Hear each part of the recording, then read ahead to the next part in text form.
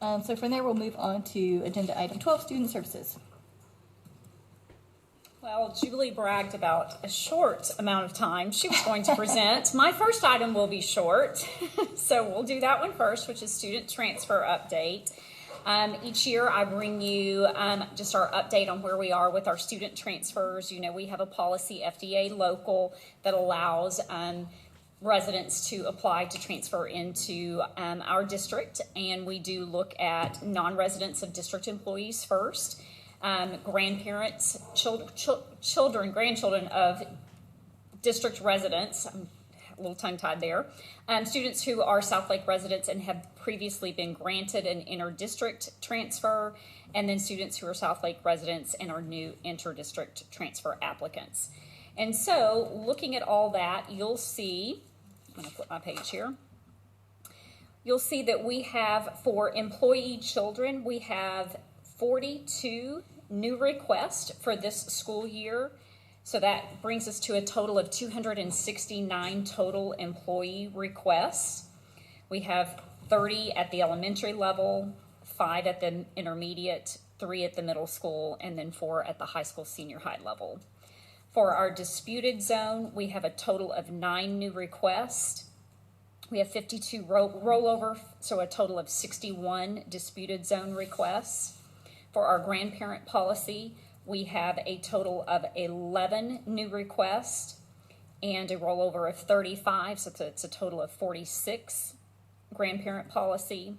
Open enrollment, we have 42 new requests for open enrollment with a rollover of 174, so a total of 216.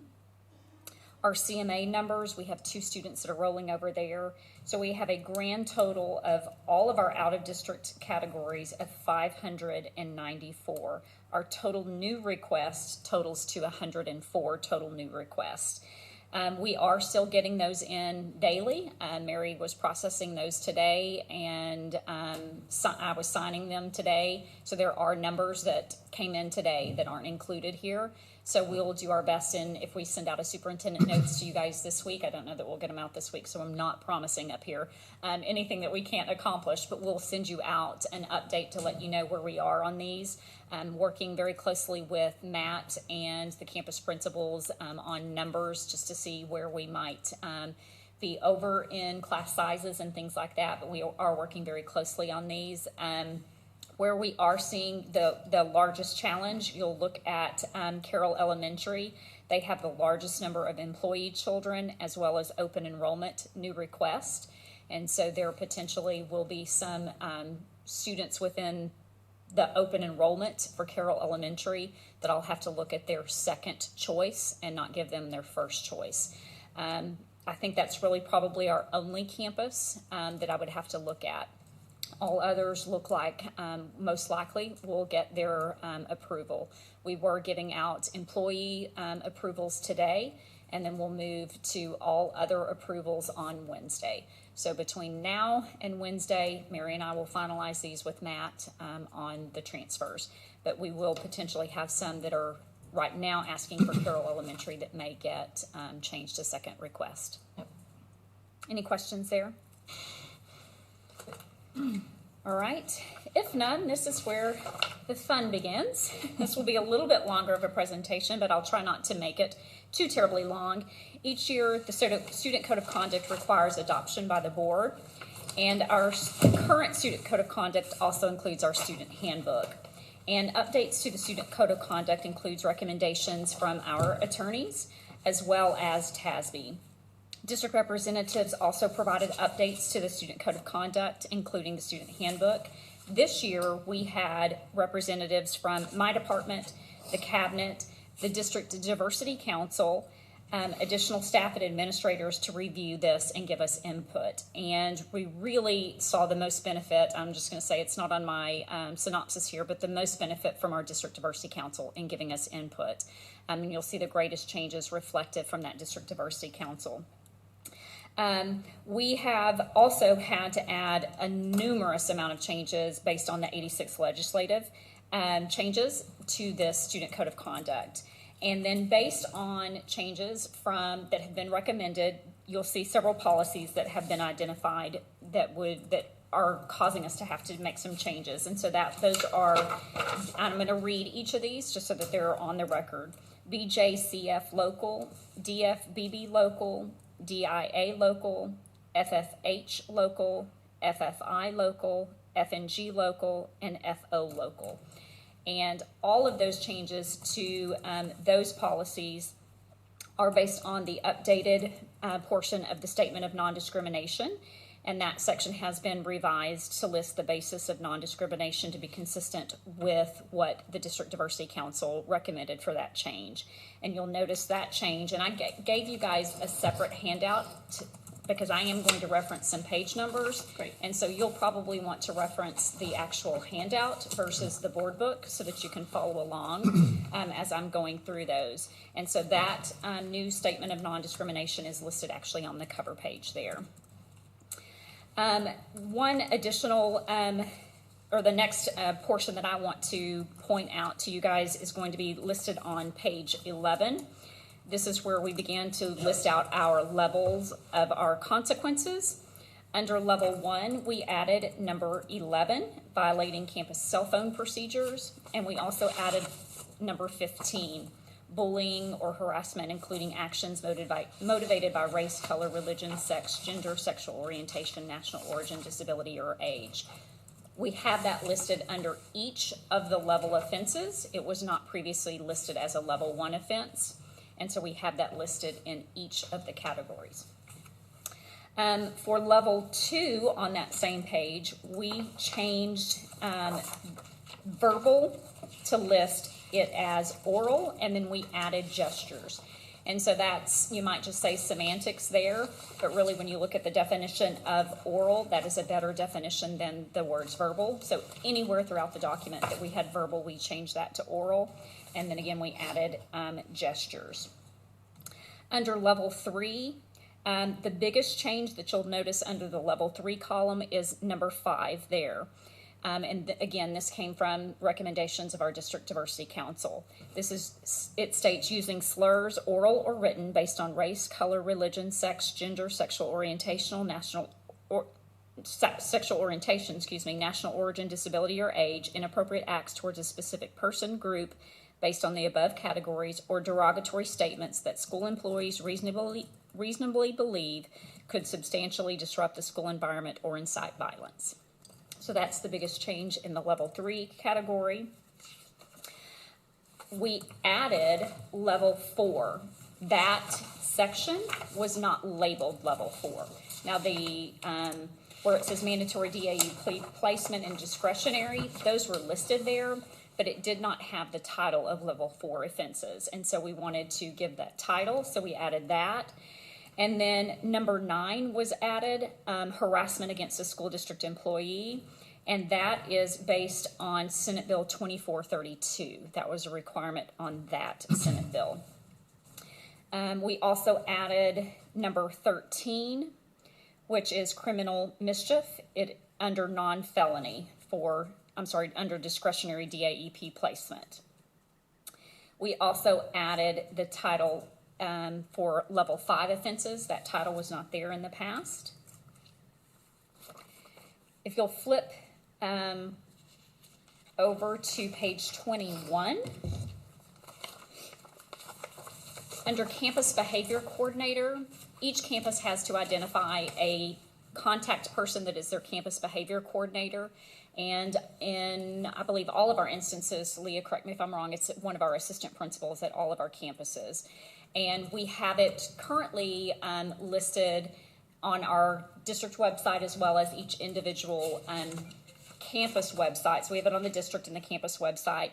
But there was a Senate bill passed, Senate Bill 1306, that requires just a little bit more language added. So the additional language that we added was at the very end of that paragraph, where the campus administration office, they can obtain it through the office or it will be on the website. And so we also have to place their email address and a phone number that they can be contacted. So if we have not already made that update, we'll be working with Haley to get those things updated on our website. If you look on pages 28 and 29, There has been an addition to assaults. The language is indecent assault. I'm not going to read all of that terminology there, but that is an additional assault, and that is been added based on Senate Bill 194. And so we have already gone over these changes with our administrators, so they're aware of that addition to the Student Code of Conduct. On pages 31 and 32, aversive techniques have been added, that whole section, and that is based on two different bills, House Bill 3630 and Senate Bill 712. And so you'll find aversive techniques in several different places in the handbook. You'll see it here in this section, and then when you get to the back, when it comes to the charts in the back, you'll see it listed there as well. On page 33, where we talk about club, in the past it was mentioned it was a weapon. It is no longer a weapon, but it is still included as a prohibited item. So we've changed that language there as a prohibited item instead of a weapon. On page 41, and I think this is where we've had just a little bit additional discussions that may have come in from trustees as well when you look at student-sponsored extracurricular or co-curricular activities, clubs, or organizations. In that very first paragraph under that section, we added the last two sentences: in the event there's a conflict between the student handbook and code of conduct and an individual extracurricular or co-curricular activities code of conduct, the handbook and code of conduct shall control. Suspensions from extracurricular or co-curricular activities are not subject to appeal or review. We added both of those sentences. So what I'll explain just a little bit there. We will have a district-wide athletic co-curricular handbook, and so that handbook does not supersede the student code of conduct. Also, in cheerleading, I'm going to use cheerleading for example, they have a handbook that talks about their tryout procedures because they have some specifics to tryout procedures and things like that.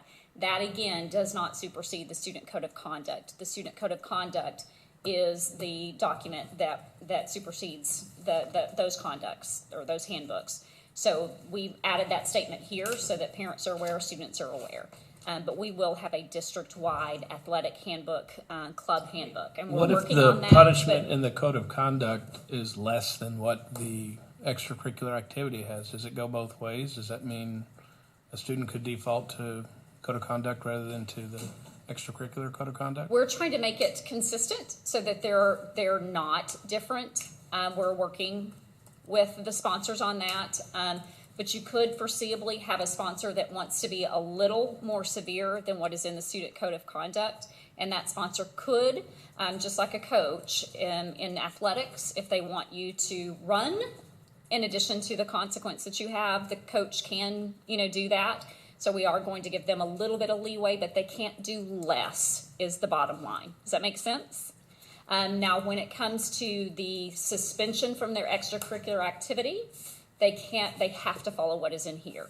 So they can't, I know I may be talking a little, hopefully I'm not talking around myself here, but if it is that we've given you 3-day suspension, and I need to put my glasses on so I can read this. So if you look under the consequences for out-of-school suspension, if we've given a student 3 days out-of-school suspension, it's on the first offense, they are suspended for 10 days of their specified activity. They can't suspend them for more than their 10 days from their specified activity. But again, in the case of using cheerleading, they can also make them do 20 cheerleading jumps or something like that if that's in their code of conduct. And that's typically, they might have them do something like that. The coach could have you run lines or something like that, but not additional suspension from that activity. Does that make sense? Does that address? Absolutely. Let's see.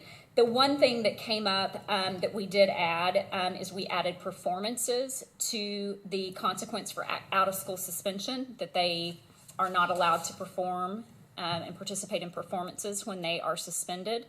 Mischelle has asked that we consider and add banquets if they are suspended during that time, that they not be allowed to attend the banquets. We do have that for their DAEP placement. That is on for DAEP placement, but Mischelle has asked us to add that for out-of-school suspension. And so if that is the agreement of the board, we will add banquets to the suspension portion as well. And then note section there for out-of-school suspensions, we gave a scenario to hopefully help parents and students understand. So that is an added section there. Before I go on past that, are there any comments to the part about adding banquets to out-of-school suspension? And just to, because that's also, the banquets is also part of the consequences for non-school related offenses as well. So I think it just creates some consistency with that as well. So banquets, so on page 42, under consequences for non-school related offenses, we have banquets included there. So we have banquets for non-school offenses, DAEP, and you're just wanting to add. And I'm wanting to add it to out-of-school suspension. Okay.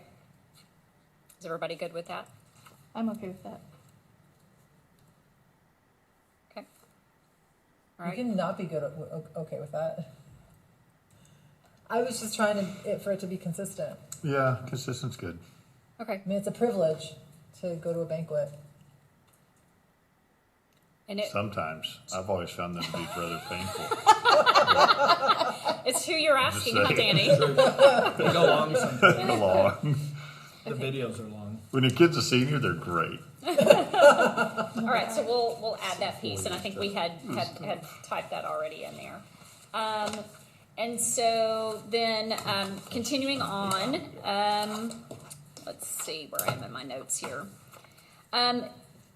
Let's look at suspension penalties are cumulative. That's on the bottom of page 42.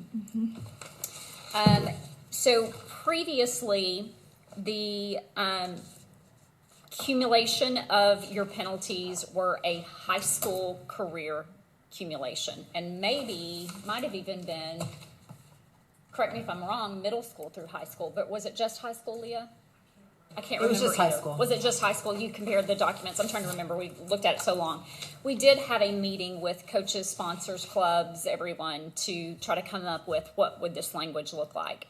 And they felt like because of our constant every 2 years changing to try to stay consistent with that, and then knowing that a student's maturity level at 9-10 is much different than their maturity level at 11-12, could we give a student the opportunity to basically redo and not hold them their whole entire career? Because basically if we held them, because what we're saying is that for 9th and 10th grade, a student's accumulation of suspension penalties, so an out-of-school suspension, a DAEP placement, those start over and begin accumulating each time again.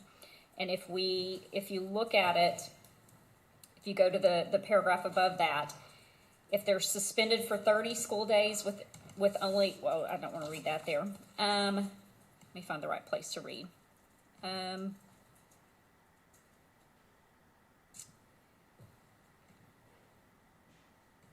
So they,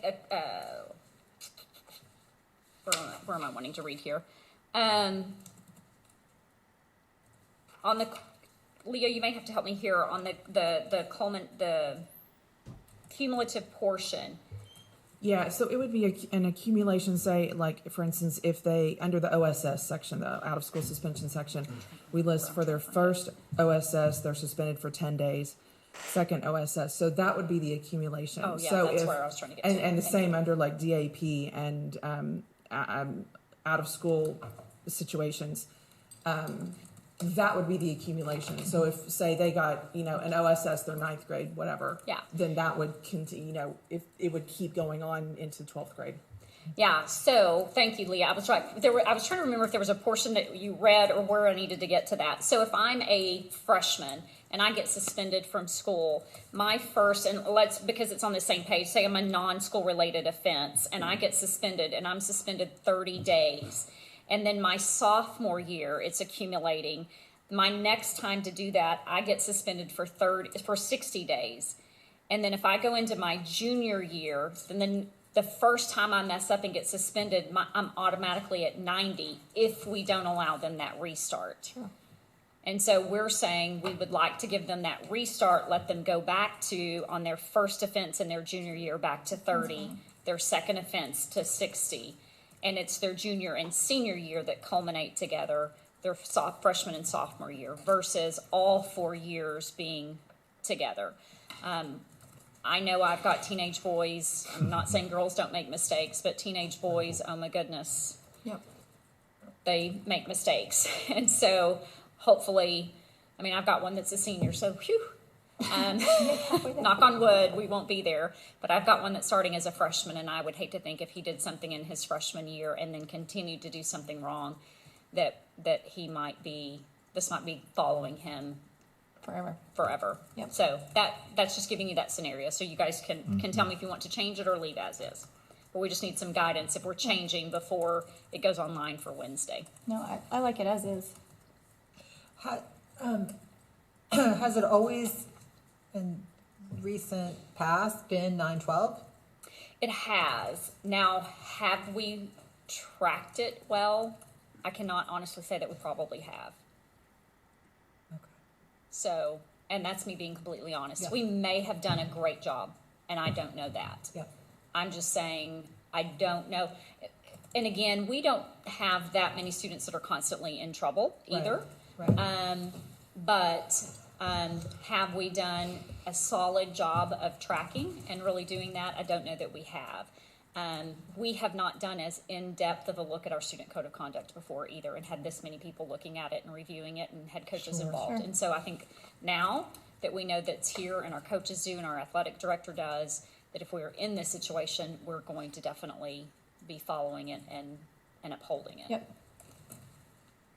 So I'm hearing keep as is. Yes, Is that I okay, think as Mischelle? is.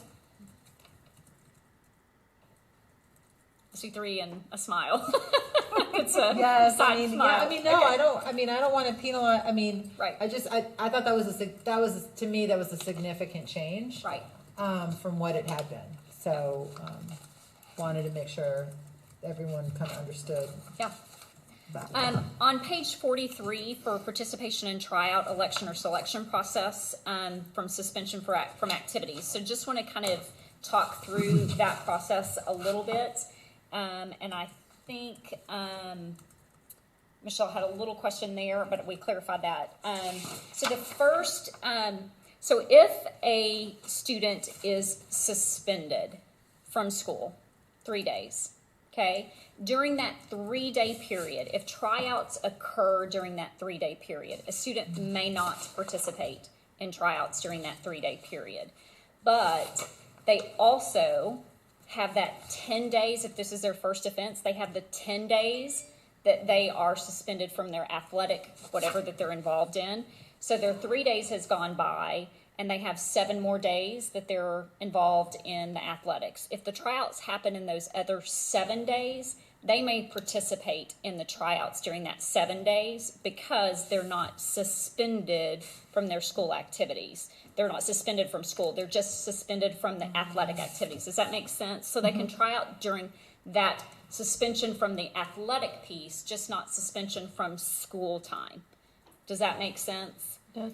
And It makes so, sense when you explain it. I'm Right. not sure that is clear when you read it. okay, we may need to work on a scenario, like a little note section to kind of add that in, and we can work on that and maybe add that in. Well, and your sponsors will have to explain that pretty clearly on whatever parent meetings they have. Right. and Yeah. that sort of thing as well. Although, you're right, you could have somebody who's trying out who hasn't been to a parent meeting yet because they're not on the Right. squad or team or whatever it happens to be, so. Oh, right. And So those now can if be they're different. in DAEP, they can't try Right, out. I mean, right. those kinds of things. If they're serving their punishment for their consequence that is school punishment, they cannot try out. But if they're in the extracurricular punishment, their suspension from just their activity, they can try out. I think it's, because if you're not looking very closely at that out of school, the difference between suspension and then out of school suspension, Right. and you're kind of thinking they're one and the same, you're like, wait, this doesn't make, Okay. So I think Maybe an a note. example of just how that would look Yep. would probably just Okay. avoid any issues. We can definitely do that. Under 45, in the freedom of discrimination section, we added additional people to include on who we include in that section. We added volunteers, visitors, and other district employees. They were not listed in there, so it said district employees are expected to treat students with courtesy and respect. And then students are expected to treat district employees. Well, we added students are expected to treat district employees as well as volunteers and visitors. So we added those other people in Could there. we add trustees to that? No, not y'all. Your other, you would be a volunteer or a visitor. Indeed. Okay, all right. You would be in that category there. Under graduation, that is on page 47, we did have to add number 4, and I thought I would just mention this to some of you guys as we are approaching having seniors not too long from now. It is a new requirement for House Bill 3 that every student complete and submit a free application for federal student aid, so the FAFSA, or a TASFA, the Texas Application for Student Financial Aid, unless they properly decline to do so. And so they're wanting everyone to fill that out. And so that is a new requirement. So we added that in there. In the section on page 49 with hazing, we made changes to that language just to be reflective of the Senate Bill 38. Honestly, I'm not going to read that whole section. Just know that there were some changes to that Senate Bill 38 to add some more language in there. And so we did add that. On 52, we deleted a section about knuckles in accordance with House Bill 446. And in additional places throughout the handbook, you'll see where it mentions knuckles. In the past, it was a weapon. Knuckles were considered a weapon. Now we only have them listed as a prohibited item. And so they're no longer considered a weapon. On page 67, we added information about substance abuse. This is talking about our voluntary random drug testing. Mischelle did point out that we should put in the grade levels that our random drug testing occurs in, 7 through 12, so we'll add that. Outside of that, I think that paragraph accurately depicts what we're doing. Let's see. All right, now we get to skip quite a few pages. Yay. Go all the way back to 87. And hopefully you guys noticed a lot of cleanup when you got back to the charts. good. Doesn't it look good? Yeah. Thank you, Leah. They do look good. They really, really do. They really do. Yeah. Under level 2, the reason we're going to start here and the reason it's added at level 2 is where level 2 is the first level you'll see where we can start out of school suspension in level 2. Mm-hmm. There is the addition of the section exception for students who are homeless, and that is based on House Bill 692. And so I do want to read this because anybody that watches this or is listening to this, I want them to know this portion. That a school district may not place a student who is homeless in out-of-school suspension unless, while on school property or on a school-sponsored or school-related activity, on or off school property, the student engages in 1, conduct that contains the elements of an offense related to weapons, 2, conduct that contains the elements of assault, sexual assault, aggravated assault, or aggravated sexual assault, or 3, selling, giving, or delivering to another person, or possessing, using, or being under the influence of marijuana or a controlled substance or dangerous drug or an alcoholic beverage. So what I told our administrators last week is It's very important for us to know who our homeless students are on our campus, because we cannot suspend our homeless students unless they have done one of these three things. So it will be very important that our community understands that if we have a student that has done something wrong that is not one of these three things, we cannot suspend them if they're homeless. And that's going to be hard, I think, for people to wrap their mind around, but we're working and operating under the law on. So this is one of those situations where you could have 2 or 3 kids all engage in the same activity. Correct.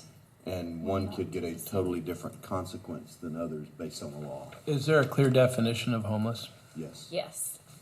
The federal definition. Yes.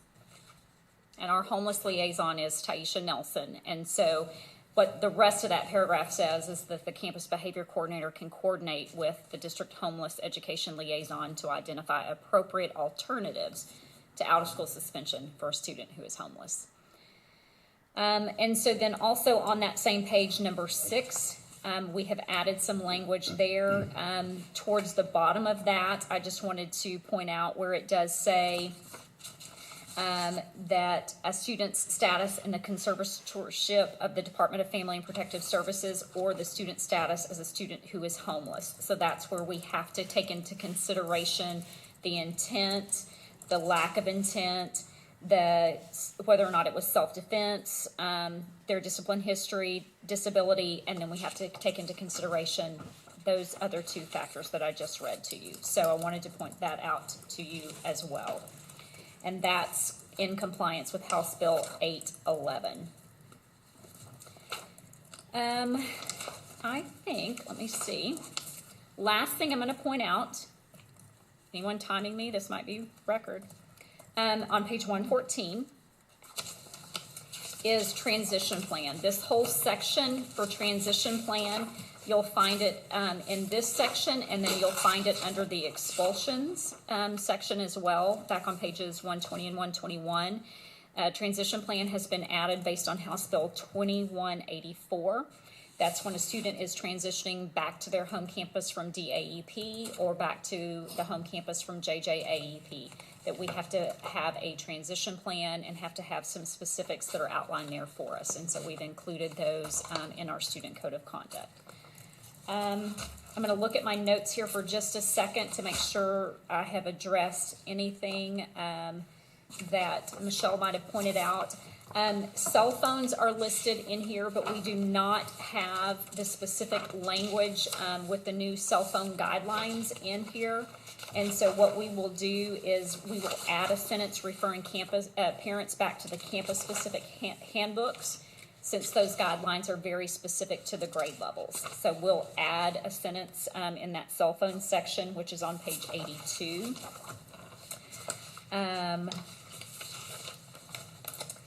We will add under computer resources just a little bit of an update to reflect the expansion of our 1-to-1 for K through 6. And so we'll add that on here as well.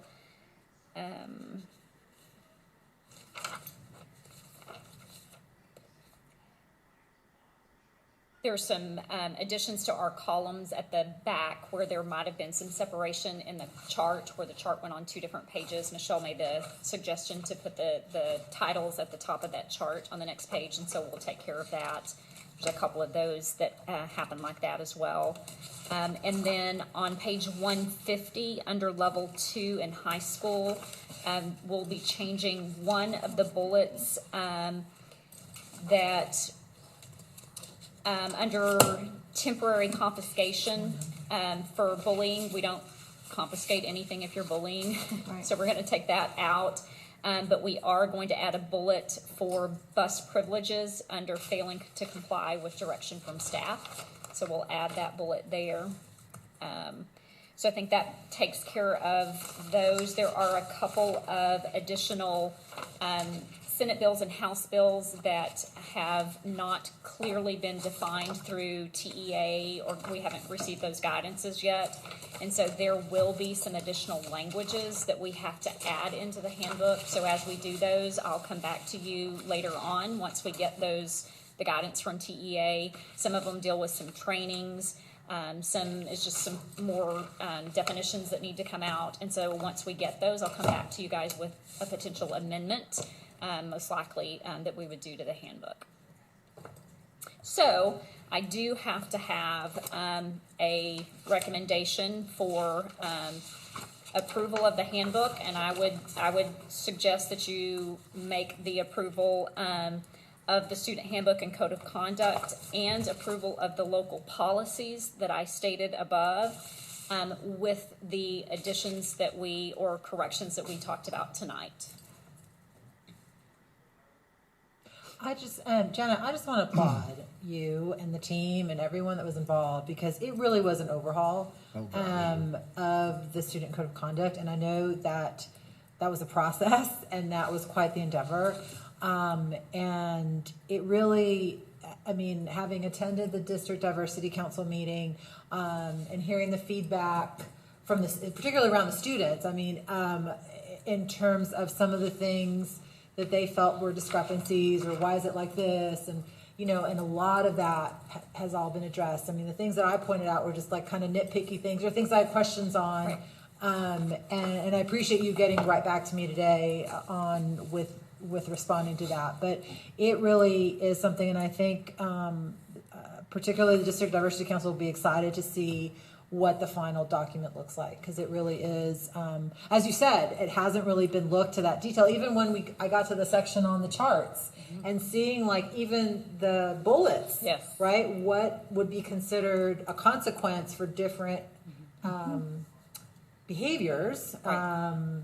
I mean, all of that was, you know. Now, our assistant principals, I didn't mention that at the beginning. Yeah. The assistant principals spent a whole principals meeting with Tisha. She leads that group. Yeah. And they looked at all of those and said, no, we need to change where those dots are. This is not consistent with what we do, or it doesn't, it's not in alignment with the direction we're wanting to go, or what the District Diversity Council has recommended. And so they reworked all of that. So it was definitely a team effort. I could not have got the document to look like it looks today if it wasn't for Leah. This process has been on my shoulders. It's been on Julie's, I think, in the past. It's been on a lot of shoulders to try to get the document into a format. But this is truly the best it's looked. And so I have to give Leah props for getting it to where it looks today. And we do know there's a few more grammatical things that have to be found, but there were a ton that Leah found in getting this, and I can look at it 20 times. Julie can look at it, and she could find many more things. And so Leah did an excellent job of going through and really cleaning up that grammar and editing kinds of things. And so it's in a much better place than it was even, just a couple weeks ago. So I thank Leah for that. But it was a great team effort. Now, is there any, how will we, I mean, I know when parents go in and do the online registration, they check the box, like, yeah, I've read the student code of conduct, or I received it, or Right. But I mean, I think, how can we communicate that parents really should look at this, because it really has been kind of overhauled to a certain extent? I'm sure I can work with Julie's department to send out a notice. We can put together a story that lets them know that there has been some significant changes to the handbook, and kind of draw the attention to that. I know the Diversity Council, I'm sure Pam Francis, if she's not watching me tonight, she'll be watching.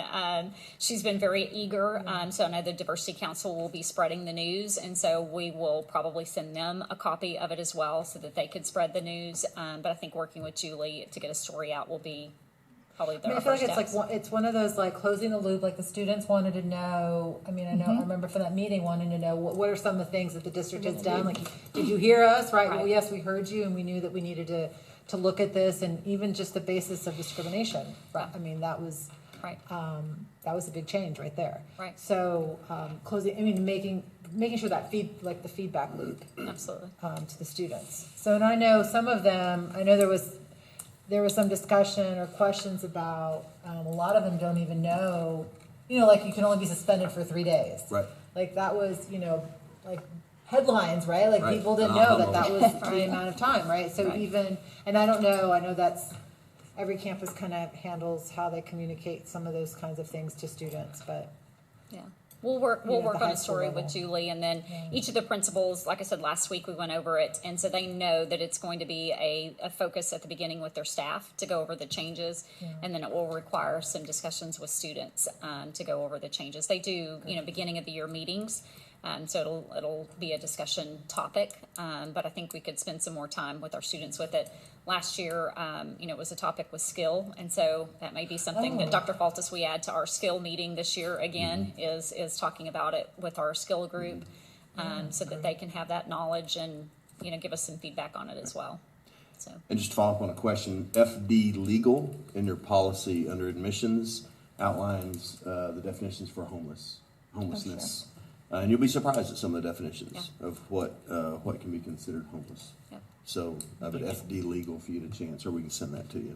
So Well, I know that she already said good job, but just for the record, I just want to also applaud Leah, Julie, Janet, you guys. This was tough. It was, but this is what makes, I think, our district exemplary, is because we had a full loop and we had really active, engaged administrators, principals, really active, engaged students, and really active, engaged parents. And so I think this is a very good product. I'm sure we can always make improvements and will every year, Right. but it's a fantastic, well done job. I totally applaud you all. thank you. So with that, I need a motion.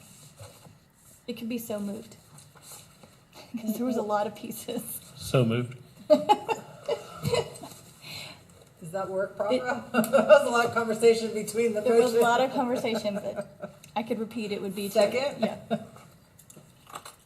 And, yeah, but Barbara seems okay with that. Okay, so with the motion in a second, all those in favor? And the code of conduct is approved 4-0. Thank you. Thank you. So with that, we will move on to agenda item 13,